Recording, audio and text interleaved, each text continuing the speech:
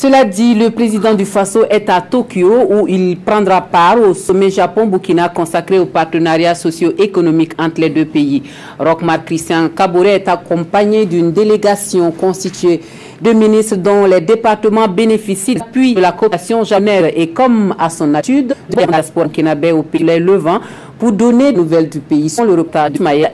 En théâtre du à Ouagadougou, le président du Faso foule le sol japonais. Il est accueilli par le ministre japonais des Affaires étrangères. Par la suite, il reçoit les honneurs militaires dignes de son rang avant de prendre la direction de son hôtel où l'attendent les Burkinabés vivant au Japon. Après les repas, il ensuit des échanges. Les premières questions sont dirigées vers la question sécuritaire et le président du Faso de souligner que la déstabilisation de la Libye y est pour beaucoup. Deuxièmement, évidemment également, je dirais qu'en partie aussi, il y a eu la faute des gouvernements qui ne se sont pas préoccupés également de développer les zones sahéliennes.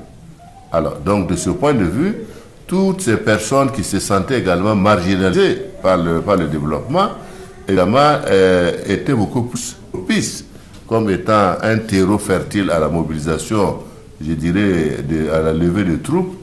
La communauté burkinabé vivant au Japon s'est aussi intéressée au bilan du PNDS ainsi que les difficultés que rencontre sa mise en œuvre.